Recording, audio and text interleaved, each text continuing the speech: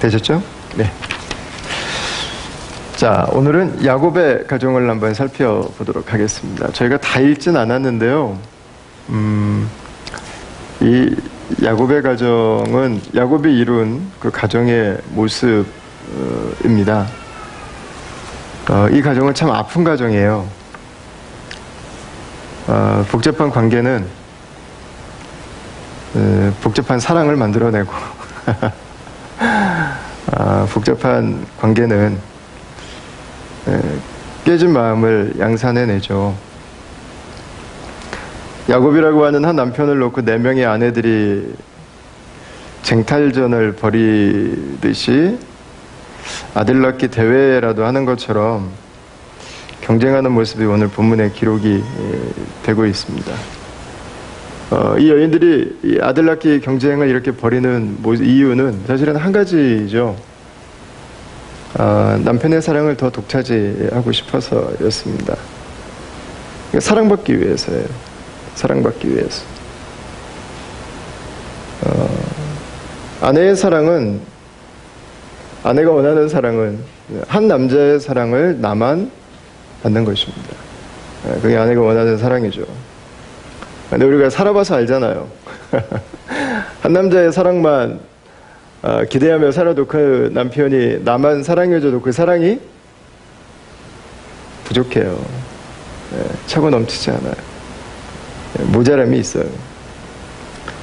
여러분들 그 한 사람에게 가도 부족한 사랑이 여러 갈래로, 4갈래로 나눠져서 가는데 여러분 과연 행복이 찾아오겠습니까? 이 야곱의 가정은 그런 아픔 가운데 있는 가정이었어요.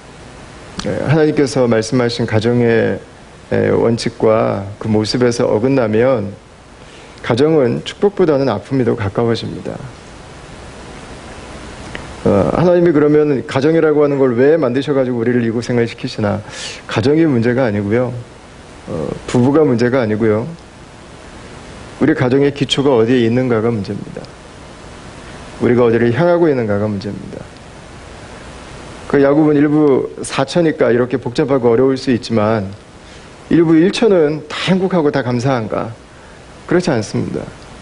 일부 1처로 살아도 위기는 있고 아픔은 있습니다.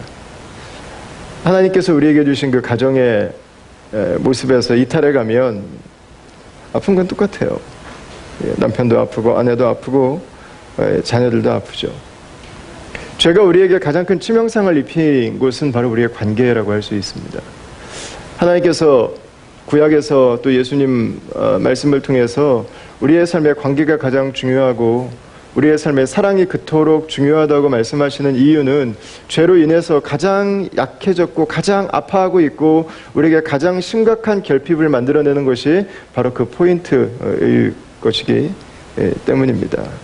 하나님과의 관계가 깨지기 시작하고 사람들과의 관계가 어긋나가기 시작하고 심지어는 한 울타리 안에서 한솥밥을 먹으면서 살아가는 사람들까지도 계속해서 그 관계들이 고통받을 때가 있게 되는 거죠. 관계가 상처를 받으면은요, 자꾸 해서 그 관계를 깨트리는 말과 생각과 행동들을 해가게 됩니다. 그게 습관으로 만들어져요. 그러면 점점 더 내 삶은 불행해질 수밖에 없습니다. 우리 혹시 여러분 중에서 나는 불행한 인생을 꿈꾸고 있습니다. 뭐 이런 분 계세요? 아무도 없잖아요. 그죠?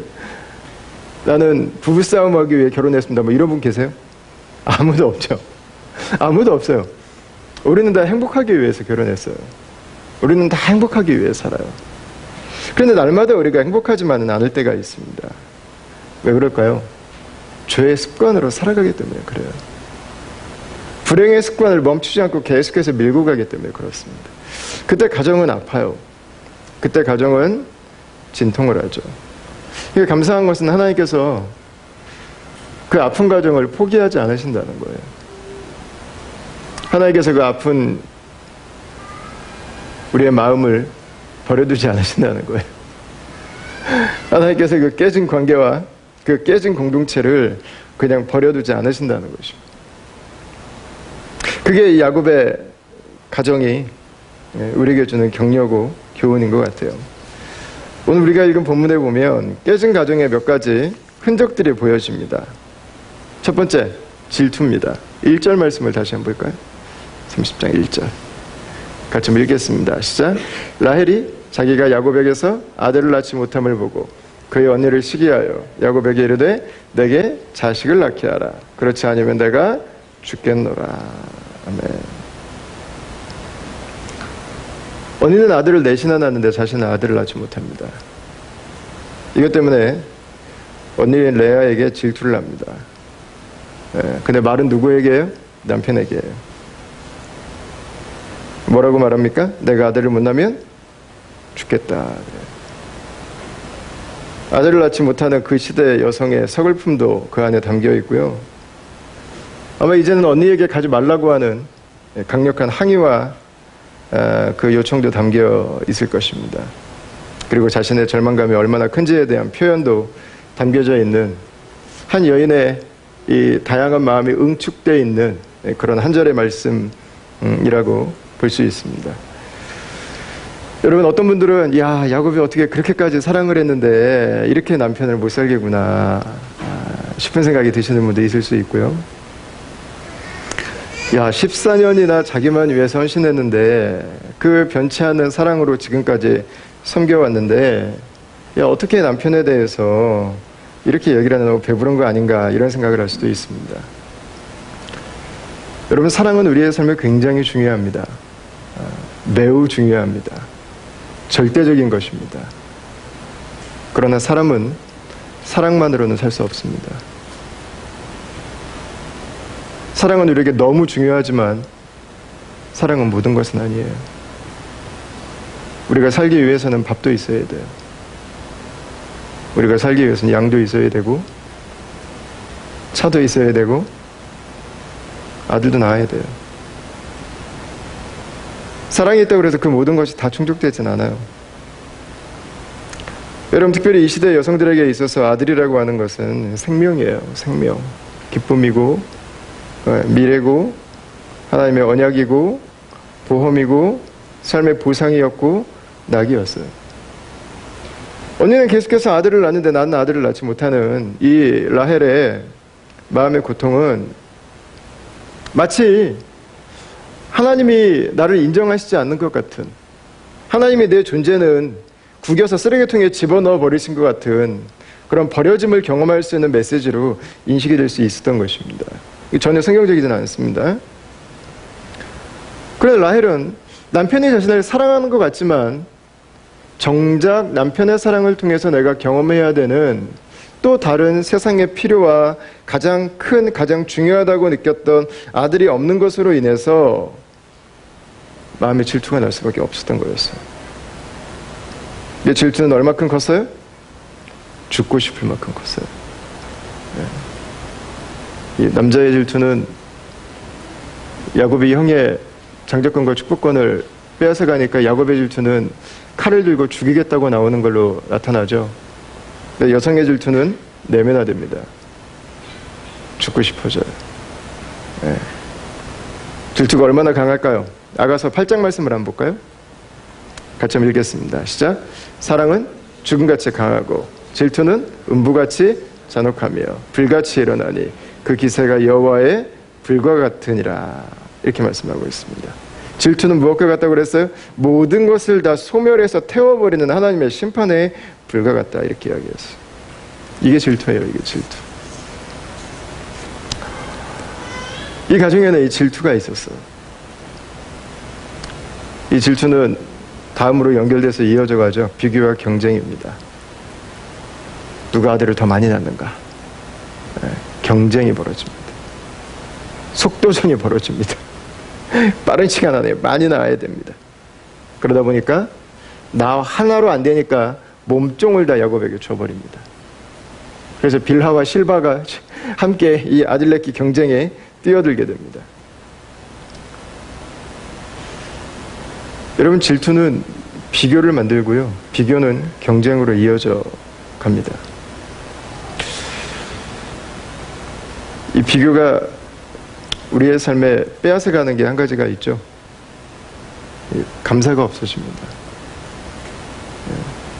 비교하기 시작하면 어느 순간 감사가 없어져요.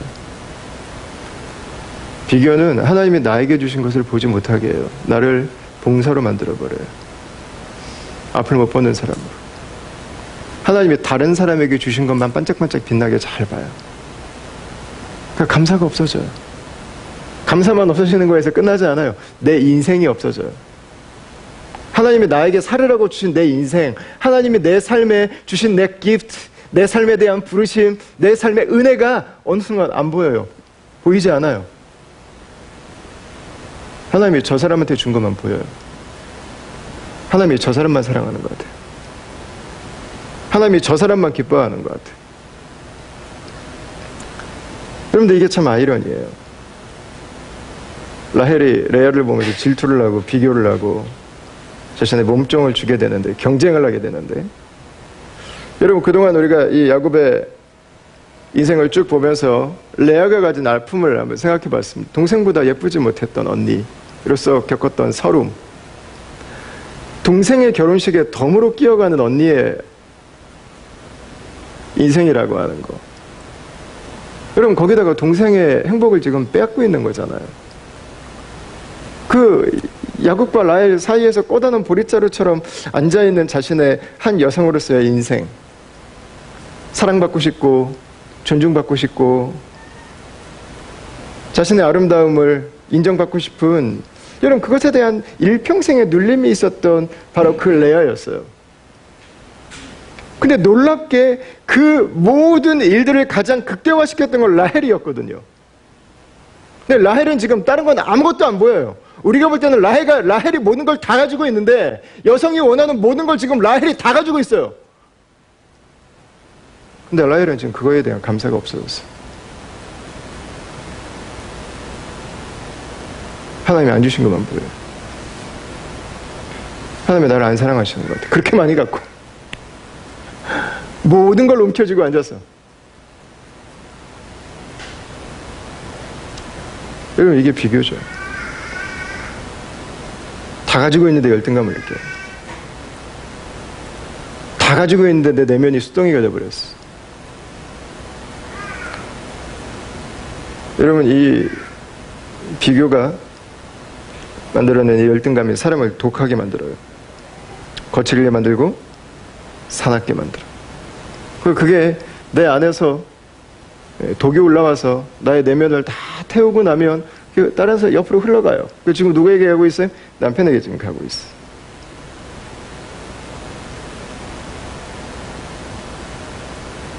여러분 비교하기 시작하면은요,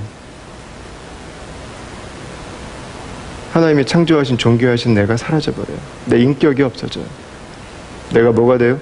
내가 물질이 돼요. 내가 어떤 기능을 해가는 수단이 돼버린다고요. 비교는 인격을 살인해요. 인격살인. 여러분 내 삶에 감사가 사라져버렸다. 내 삶이 다른 사람에게 있는 좋은 것만 보이고 지금 하나님이 나에게 주신 것에 대한 기쁨과 감동이 사라져버렸다. 여러분 그럼 그때는 잠깐 쉬셔야 되는 때예요. 하나님 은혜 안으로 들어가셔야 되는 때예요. 하나님 안에서 내가 얼마나 존귀한 존재인지를 회복하셔야 되는 때예요. 그때는 열심히 가지 마세요. 잠깐 멈추세요.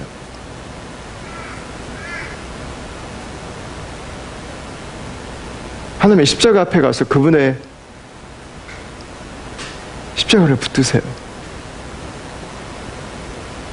그분이 나를 누구라고 말씀하시는지를 다시 한번 회복하셔야 돼요.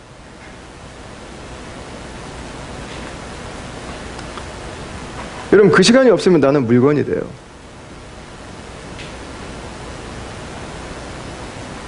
나는 기능을 해가는 어떤 수단에 불과해져요. 여러분 자녀가 있든 없든 다 귀한 거예요. 아들이 있어도 귀하고 딸이 있어도 귀한 거예요. 사람들이 만들어 놓은 잣대에 따라서 조금 예뻐도 귀하고 조금 안 예뻐도 귀해요. 동서양 시대를 막론하고 여러분 아름다움의 기준이 얼마나 바뀌었어요. 당나라의 기준으로 보면 오늘날 한국 여성들은 죄송한데 다 여자가 아니에요. 다 여자가 아니에요. 다. 예. 그 당시에 미의 기준은 완전히 달랐어요. 완전히 달랐어요. 조선 초기까지 한민족은 다 남자들이 귀걸이를 하고 살았어요. 귀걸이. 예. 오늘날 문제의 아들이 귀걸이 한다고 생각하는데 아니요, 이게 전통을 아는 사람들이에요. 그 사람들이. 예? 그 형제를 격려해줘야 돼. 민족의 어를 아는 친구들이 귀걸이를 하는 거예요. 기준이 바뀌어요. 기준이 바뀌어. 여러분, 결혼을 했어도 나는 존귀한 것이고 결혼을 하지 않았어도 감사한 거예요. 그것들이 나의 가치를 결정하지 않아요. 그것들이 내 인생을 죽이고 살리고 할 수 없는 거예요.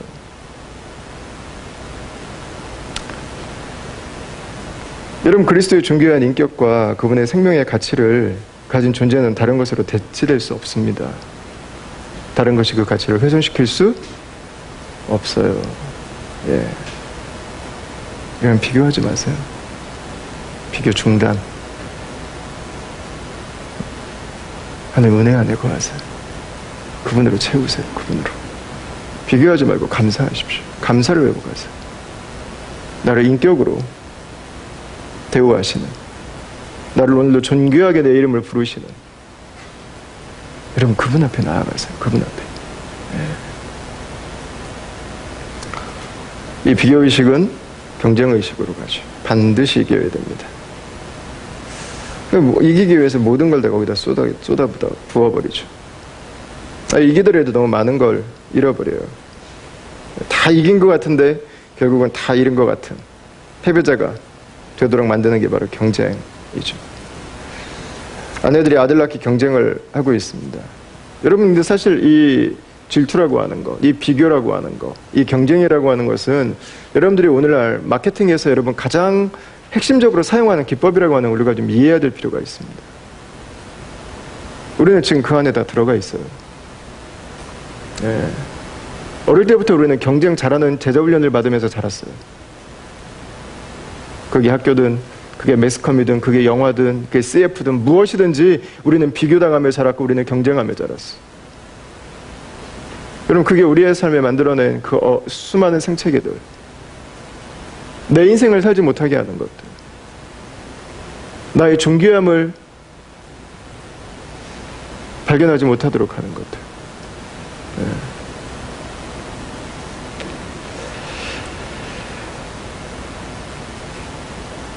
여러분, 우리가 살다 보면 경쟁해야 될 때도 있어요. 그죠? 경쟁의 구도 안으로 들어가야 될 때가 있습니다. 취업하기 위해서는 몇 대 몇의 경쟁을 뚫어야 될 때도 있고, 경쟁사들이 함께 경쟁을 하게 될 때도 있습니다. 경쟁을 무조건 피할 수만은 없는 것입니다. 그러나 여러분, 경쟁을 이길 수 있는 방법이 한 가지 있죠. 내가 진짜 경쟁해야 되는 대상이 무엇인지를 정확하게 발견하는 것입니다. 네.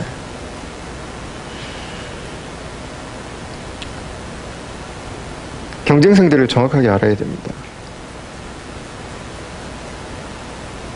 경쟁은 다른 누군가와 하기 시작하면 어느 순간 깨닫게 되는 게 있죠. 내가 다 이길 수 없구나. 나보다 뛰어난 사람들이 세상에는 참 많구나. 다 이기던 사람이 겪는 좌절은요, 가끔씩 지던 사람이 겪는 좌절과는 비교할 수 없어요. 한 방에 나가 떨어져요. 한 방에 나가 떨어져요. 여러분, 일이 나의 경쟁 상대가 될 수도 있습니다. 그러나 젊을 때 한때예요. 어느 순간 지나면 그것도 우리가 감당할 수 없어요. 여러분, 경쟁을 해야 될 때는 경쟁을 해야 되겠지만 우리의 인생의 진짜 경쟁 상대는 그 사람도 아니고 그 일도 아니고 그 회사도 아닐 수 있습니다. 우리 인생의 진짜 경쟁 상대는 하나님께서 나를 부르신 그 바로 그 부르심의 자리를 살아가는 것입니다. 그 자리를 살아가다가 우리가 경쟁을 해야 될 때가 있습니다. 그들은 나의 경쟁자지만 동시에 내 실력을 최고로 끌어올려주는 동반자들이고 격려자들이기도 해요. 미워하면서 짓밟으면서 올라가지 않아도 축복하면서 올라갈 수 있어요. 웃으면서 함께 경쟁할 수 있어요. 격려하면서 경쟁할 수 있고, 누군가 이기고 누군가 져야 된다면, 여러분, 내가 지더라도 이긴 사람을 기쁨으로 박수 쳐줄 수 있고, 내가 이기더라도 진 사람들을 안아줄 수 있는, 여러분 내 인생을 빛나게 해준 그 동반자들을 축복해 줄 수 있는, 여러분 그 삶을 살아갈 수 있기를 바랍니다. 하나님은 우리에게 야 너 그 사람 이겼어? 가면 절대 그거 안 물어보세요. 야 너 내가 개 많은 내가 거꾸라고 그랬지 개를 뭐 어떻게 그 개를 못 이겼어? 여러분 하나님 여기에 관심 없어요. 하나님 뭐 물어보실까요? 예, 내가 너에게 준 시간과 건강과 달란트와 너의 인생을 통해서 내가 너에게 주었던 그 인생의 목적과 부르심 앞에 너는 어떻게 살다 왔니? 이걸 묻지 않으시겠어요? 하나님은 우리가 그 사람 이긴 거 여러분 그렇게 중요하게 여기지 않으세요. 목숨 걸고 당신 죽이지 않으면 내가 죽어 뭐 이렇게 여러분 사는 거 하나님 우리에게 원하지 않으세요. 경쟁은 다른 사람들과 하는 게 아니에요. 경쟁은 나를 부르신 하나님 앞에서 내 인생과 하는 거죠. 여러분 그러면 끝이 없어요. 내가 무엇을 좀 잃었다, 내가 좀 무엇을 가졌다, 그게 내 인생의 마지막이 될 수 없어요. 왜? 주님의 부르심은 더 크거든요. 에베소 4장을 한번 볼까요? 에베소 4장 13절 15절 우리 2절 말씀만 제가 기록했는데 같이 한번 읽어보시겠습니다. 시작. 우리가 다 하나님의 아들을 믿는 것과 아는 일에 하나가 되어 온전한 사람을 이루어 그리스도의 장성한 분량이 충만한 데까지 이르리니 오직 사랑 안에서 참된 것을 하여 범사에 그에게까지 자랄지라. 그는 머리니 곧 그리스도라. 아멘. 이 말씀을 보고 혹시 뭐 교회 열심히 다니는 말인가? 그렇게 해석하는 분은 안 계시겠죠? 그리스도께서 우리의 목표시다. 우리의 목적이시다. 우리의 지향점이시다. 우리의 사랑이 그리스도의 사랑만큼 잘하고 있는가? 우리의 인격이 그분의 인격만큼 깊어지고 있는가? 이 세상을 창조하신 그분의 열정과 그분의 창의성과 그분의 놀라운 조직력과 그분의 놀라운 추진력 앞에서 하나님이 나에게 주신 그 일을 감당해 나가고 있는가? 여러분 그리스도를 닮아간다고 하는 것은요, 그냥 교회 열심히 다니라는 말인가 보다.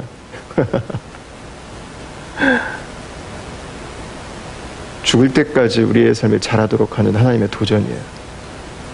격려고 조금 가졌다고 목에 힘주고 다니고, 여러분 하나님이 잠깐 찌시면 목뼈 부러져요. 목에 힘 빼세요. 경쟁에서 몇 번 이겼다고 뭔가 된 것처럼 어깨에 힘주고 다니고, 여러분 아니에요. 하나님의 목표는 겨우 고작 우리를 그 정도로 묶어두지 않으세요. 남들이 볼 때 당신이 성공했군요, 이 말을 듣는 게 하나님의 목적이 아니라고요. 하나님의 목적은, 하나님의 부르심은 그리스도를 닮는 것입니다. 그분의 성품이 나에게 경험되는 거죠. 여러분 나를 다루지 못하는데, 내가 그리스도를 닮은 모습으로 성장해 가고 있지 않은데, 내 삶의 목적이 하나님의 뜻이 되지 못하고 있는데 다른 사람들을 이기고 내가 더 갖는다고 하는 것이 꼭 승리라고 말할 수는 없습니다. 때로는 그것이 잘못 다루면 더 큰 해가 올 수도 있는 결과를 만들 수도 있기 때문에 그렇습니다. 무엇보다 그것을 얻는 과정에서 너무 많은 걸 잃어요. 여러분 오늘 야곱의 가정도 보세요. 야곱의 가정.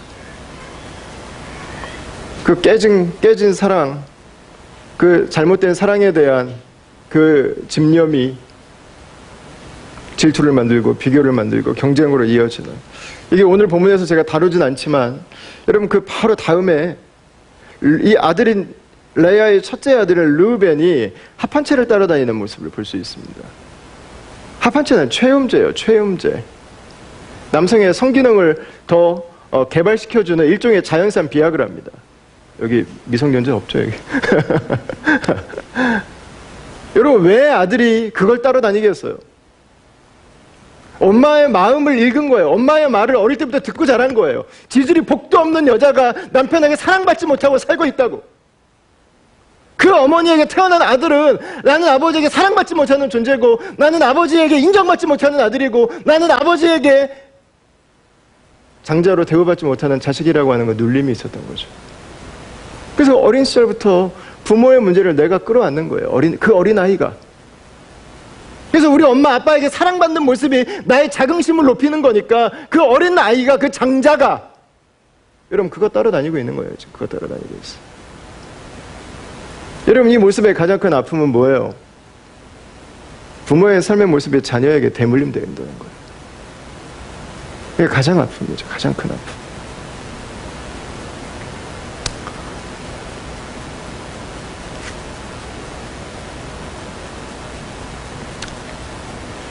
자, 오늘 우리가 이 본문 말씀을 읽으면서요, 한 가지 교훈을 좀 생각해 봐야 될 것 같습니다. 우리의 사랑은 불완전하다는 것입니다. 아마 우리가 다 야곱의 가정과 같지는 않겠지만, 우리 가정 안에도 나름대로의 조금의 정도 차이예요. 조금의 정도 차이. 지금 이 문제가 우리 가정에 있고 또 다른 집에는 또 좀 더 지나서 올 수 있지만 또 시기의 차이고 정도의 차이지 다 있어요. 여러분 한 해를 우리가 정리해가는 시간을 맞이하면서 우리의 가정에 대한 아마 꿈이 있었을 텐데, 기대가 있었을 텐데, 여러분 어쩌면 우리가 경험했던 가정이 우리에게 서운했던 부분도 있고 기대에 차지 못했던 부분들이 있었을지는 모르겠어요. 야곱의 가정 정도는 아닐지 모르겠지만, 여러분 그러면 우리가 오늘 이 가정을 보면서 한 가지를 기억했으면 좋겠어요. 야곱의 가정처럼 우리의 가정도 불완전한 가정이라는 것입니다. 약한 가정이라는 거예요. 우리의 사랑은 불완전하다는 것입니다. 우리의 사랑은 부분적입니다. 하나님의 사랑이 완전한 것입니다. 여러분 우리의 사랑은 모자랄 수 있다고 하는 것을 인정해야 됩니다. 그때 우리는 진짜 사랑을 시작할 수 있어요. 거기에서부터. 사람에게 완전한 사랑을 기대하면은요, 바로 그 순간부터 불행해져요. 그 순간부터 문제가 생겨요. 아무리 행복하게 지내고 왔어도 그 사람에게 완전을 기대하는 순간 이미 불행의 시작이에요. 이미 다툼의 시작이에요. 이미 문제의 시작이에요. 따라합시다. 우리의 사랑은 부족하다. 인정하셔야 돼요. 빨리 인정해야 돼요. 완전하게 나를 채워줄 수 있는 배우자는 세상에 존재하지 않아요. 내 모든 니들을 다 알고 나의 원함을 아낌없이 충족시켜줄 수 있는 배우자는 세상에 존재하지 않아요. 그건 하나님께서 우리를 지으신 모습이 아니에요. 하나님은 배우자가 둘이서 서로의 모든 것을 다 채워주도록 디자인하지 않으셨어요. 첫 번째 채워주면 하나님 그분으로 경험하는 거예요. 하나님 그분으로. 하나님 그분이 나에게 주신 것을 내가 받아서 나로 흘러넘쳐서 상대방을 더 채워주는 거예요. 더 채워주는 거. 이게 하나님이 디자인하신 계획이에요. 이게 가정의 모습, 이게 관계예요. 이게 관계. 가지고 있지 않은 사람에게, 완전하지 않은 사람에게 부분밖에 없는데 그 부모에게, 그 자식에게, 그 배우자에게, 그 목사에게, 그 성도에게, 그 사회에게, 그 대통령에게, 여러분 그 많은 걸 기대해가지고 여러분 어디서 채워요? 남는 건 실망이에요. 기대가 크면 클수록 실망이 커져요.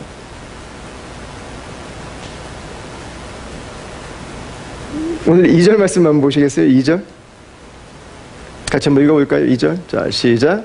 야곱이 라헬에게 성을 내어 이르되 그대를 임신하지 못하게 하시는 이는 하나님이시니 내가 하나님을 대신하겠느냐. 네. 자 야곱이 똑같이 화를 내죠. 성을 내어 이르되 그대를 임신하게 하시는 이는 하나님이시니. 이게 약간 이중적인 감정이 느껴져요. 한편으로는 좀 야곱은 라헬에게만큼은 좀 평생 화내지 않고 14년을 무일푼으로 일하지 않고 내 인생을 바쳐서 결혼한 여인인데 진짜 사랑의 그 좀 원본을 좀 우리에게 보여주면 좋겠다는 생각이 들기도 하는데, 여러분 14년을 인생 걸고 죽도록 고생해서 결혼한 여자와도 싸웁니다. 네. 약간 고소함도 좀 있어요. 그죠? 네, 약간. 예. 사람의 사랑은 화가 날 수 있어요. 사람의 사랑은 분노를 일으킬 수 있어요. 사람의 사랑은 문제를 만들 수 있어요. 사람의 사랑은 내가 원하는 것을 주지 못할 수도 있어요. 싸울 수도 있어요. 심지어는 그 사랑 때문에 내가 죽고 싶어질 수도 있어요. 우리의 용량은 100이 아니에요. 우리의 용량은 70 정도. 그래서 모든 부부는 다 품이 있어요. 모든 부부는 다 서운함을 조금씩 가지고 살아요. 그게 정상이에요. 100을 기대한다면 기대가 잘못된 거예요. 내 현실의 문제가 아니라. 기대가 잘못됐기 때문에 현실의 문제가 더 크게 느껴지는 거예요. 우리가 이루는 가정은 여러분 완전하지 않아요. 부족해요. 하나님은 하나님 그분으로 채우기를 원하세요. 그 시편 1편의 기자가 시인이 고백하잖아요. 시냇가에 심기운 나무. 우리에게는 시냇가가 필요해요. 나무만 두 그루 광야에 우두커니 심겨가지고 서로에게 아무리 뿌리를 칭칭칭 감고 서로에게 수액을 빨아서 나를 살리려고 해도 둘 다 말라 죽어요, 결국은. 그건 가정이 사는 법이 아니에요. 시냇가가 있어야 돼요. 시냇가. 마르지 않는 시냇가. 우리 예레미야서에서 말씀 나눌 때 우리 같이 배웠잖아요. 하나님은 마르지 않는 강이시라고. 예? 잠깐 흘렀다가 마는 강이 아니라 마르지 않는 강. 요한복음 15장에서 예수님이 말씀하시잖아요. 나는 포도나무고 너희는 가시라고. 계속되는 공급하심이 있는 삶. 여러분 그 공급하심이 가정을 건강하게 세워가는 거죠. 여러분 죄는 결핍을 만들어요. 고파요. 주리를 틀 정도로 빼짝 말라버리게 만들어요. 결핍은 깨진 감정을 만들어내요. 깨진 감정은 아픈 소리를 내고 서로를 채워주지 못하기 때문에 서로 책임을 전가하게 됩니다. 이게 창세기에서부터 나오는 여러분 전형 아니에요. 전형. 아담과 이브에게서 나오는. 그 죄는 책임 전가를 불러일으켜요. 서로에게 원하니까 채워줄 수 없으니까 당신 책임이라고. 근데 책임 전가가 어디까지 가요? 하나님 당신 때문이라고. 당신이 주신 이 여자 때문에. 여러분 여기 똑같잖아요. 야곱도. 왜 내 잘못이야? 이게 하나님이 안 주시는 건데. 죄는 어디를 향하게 돼 있어요? 하나님을 향하게 돼 있어. 하나님을 향한 원망. 왜 나에게는 안 주시는 거예요, 하나님? 왜 나에게 이렇게 어려움을 주세요? 이런 게 하나님 책임이 아니라 이 죄의 문제를, 이 원인을 잘못 찾아갔어. 자, 팁인데요. 이 라헬과 야곱의 부부관계를 좀 어떻게 이길 수 있을까? 이게 이렇게까지 안 퍼지게 할 수 있는 가장 좋은 방법이 뭘까? 오늘 본문에 보니까 아내가 먼저 화를 냈는데, 아내가 먼저 화를 낼 때는 받아주면 됩니다. 우리 형제들만 따라합시다. 받아줍시다. 좀 크게 해봐. 받아줍시다. 그냥 화내라고 하세요. 옆에 아내 있어요? 얘기해 보세요. 한번 화내도 돼. 한번 얘기해 보세요. 안 그래도 너무 많이 내가지고 이렇게까지 하면 안 되는 거야 지금? 아내들의 컴플레인은 컨텐츠가, 남자들은 컨텐츠를 들어요. 그게 나의 무능을 자꾸 긁어내는 것 같고 나의 무책임과 내가 잘 못해주는 것, 내 사랑에 문제가 있다고 자꾸 느끼는데, 아내들이 화를 낼 때는 그냥 감정 그 자체를 받아주는 게 더 중요해요. 그게 첫 번째. 컨텐츠는 아내가 그 분노의 감정들을 쭉 빼내고 난 다음에 맨정신으로 돌아오면 기분 좋게 얘기하면 돼요. 아내가 화를 낼 때는 감정을 먼저 받아주세요. 감정. 그래 내가 들어줘야 되는구나. 지금은 잠깐 꼬리 내리고 지금은 잠깐 죽어 있어야 되는구나. 그래서 받아주세요. 라헬이 이렇게 화낼 때, 너만 하나님 아저씨가 이렇게 가면은, 우리 보통 남자들이 하는 방법이랑 똑같잖아요. 정답 얘기하는, 지금 정답 얘기하는 거. 이건 정답 얘기하는 건 사실 라헬에게 아무런 도움이 되지 않아요. 관계만 더 복잡하게 만들어지죠. 왜 아내들이 이 감정을 발산하지 못하도록 만약 그걸 다 막아버리면, 여자는 절대로 말하지 말지니라 이런 율법을 만들어가지고 이렇게 아내들이 입을 다 막아버리면 그게 속에서 다 불타가지고 결국은 화병 생겨요. 화병. 전 세계에서 한국 민족만 있는 그 아름다운 병, 그 화병. 예? 예. 감정을 먼저 받아주세요. 감정을. 나의 무능을 말하는 게 아니고 다 당신 책임이라는 게 아니고 그냥 언어만 그걸 쓰는 거야. 언어만. 그냥 그 마음이 그렇다는 거니까 그냥 감정을 받아주시면 돼요. 자매들에게 부탁하고 싶은 건 평소에 여러분들 남편을 많이 격려해 주세요. 많이. 예. 여러분들 남편이 나에게 얼마나 중요한 사람인지, 얼마나 멋있는지, 당신으로 인해 내가 얼마나 고마운지를 좀 많이 세워주세요. 많이 격려해주고. 그 격려가 남편을 부드럽게 만들어줘요. 아내에게 인정받지 못하는 남편들이 부드러워지기 참 힘들어요. 거칠어져요. 많이 격려해주세요. 아내의 칭찬은 남자를 부드럽게 해요. 예? 칭찬이 고래도 춤추게 안 되는데 말이죠.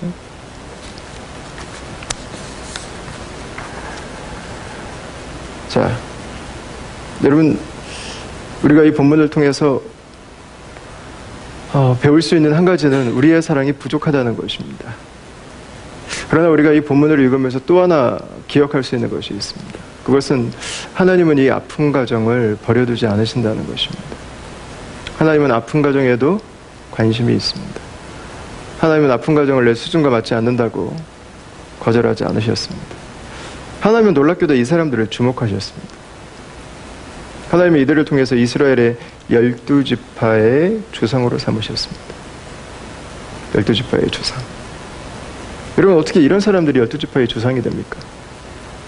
아내가 넷에 서로 질투하면서 아들 낳기 경쟁을 벌이면서 그 죄의 흔적들이 자녀에게까지 이어져 가고 있는, 여러분, 이 가정이 어떻게 이스라엘의 조상이 될 수 있습니까? 근데 하나님은 이 가정을 기억하셨어요. 그리고 이 가정에 놀랍게도 요셉이 태어납니다. 일반론은 뭐죠? 일반론은 좋은 가정에서 좋은 자녀가 나오는 거예요. 그러나 하나님의 은혜는 그 룰을 깨세요. 좋은 믿음의 가정에서 좋은 사람들이 나올 수 있지만 아픈 가정에서도 하나님이 쓰시는 사람이 나와요. 믿음의 위인이 나와요. 놀랍게 역사는 이거를 변증해서 보여줘요. 미국 안에서의 통계지만 미국의 역사를 움직인 300인을 선정을 했는데 그 가운데 150명이 아픈 가정 출신이에요. 부모가 없이 자랐거나 할머니 할아버지 손에 자랐거나 외부모에게 자랐거나 부모에게 학대를 받으며 자랐거나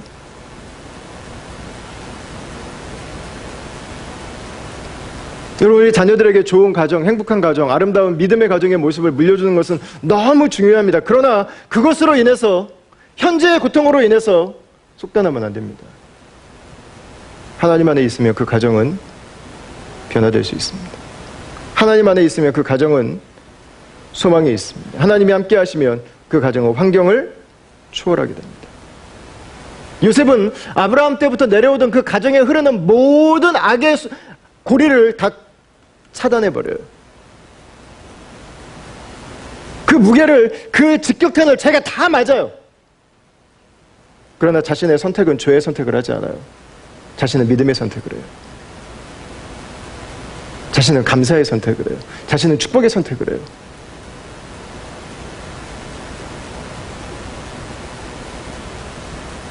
여러분, 오늘 제가 본문 제목을 하나님은 아픈 가정을 사랑하십니다 라고 했지만 사실 가장 아픈 가정은, 아플 수밖에 없는 가정은 예수님이 없는 가정이라고 저는 믿어요. 예수님이 그 가정에 계시다면 이미 희망은 시작된 거예요. 예수님이 그 가정에 계시다면 이미 하나님의 역사는 시작된 거예요. 하나님은 그 가정에 일하시지 않을 수가 없는 분이에요. 하나님이 계시면 희망이 있습니다. 그 희망은 꺼지지 않을 것입니다. 저는 이 야곱의 인생을 보면서 로마서 5장 8절이 계속 떠올라요. 우리가 아직 죄인 되었을 때 그리스도께서 우리를 위하여 죽으심으로 하나님께서 우리에 대한 자기의 사랑을 확증하셨느니라. 야곱이 아직 죄인 되었을 때, 야곱의 가정이 아직 죄로 인해서 무참히 짓밟히고 깨지고 고통당하고 아파하고 있을 때 하나님의 사랑은 그 가정 가운데 함께 있었느니라. 여러분, 하나님이 함께 계시면 히스토리를 이겨낼 수 있어요. 하나님이 함께하고 계시면 지금 우리를 아프게 하는 죄의 습관을 이겨낼 수 있어요. 하나님이 함께하고 계시면 어려움 가운데 자란 우리의 아이들이지만 더 큰 믿음의 인물들로 자라날 수 있어요.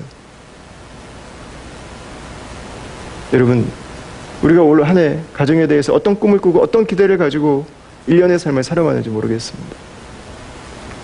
그것으로 인해서 우리가 주님께 감사할 것들은 감사하고 주님께 찬양할 수 있는 것들은 찬양할 수 있기를 원합니다. 여러분, 그러나 그렇지 못한 부분이라 할지라도 주님께 감사할 수 있는 시간이 될 수 있기를 바랍니다. 마지막 시간을 여러분 주님을 바라보십시오. 내년 한 해 우리 가정 가운데 하나님께서 행할 일들을 바라보십시오. 내년에도 우리 가정을 우리가 섬기며 살아갈 때 말씀으로 살아가십시오. 성령으로 살아가십시오. 십자가의 은혜로 섬기십시오. 하나님 그분께서 저와 여러분의 가정 가운데 당신의 사랑으로 당신의 계획을 우리 가정 가운데 이루어 가시고 우리 자녀들에게 믿음의 유산을 물려주시고 당신의 나라가 우리 가정을 통해서 이 땅 가운데 이루어지는 것을 보는 그 아름다운 축복과 비전이 저와 여러분들의 가정 가운데 있게 되기를 주의 이름으로 축원합니다.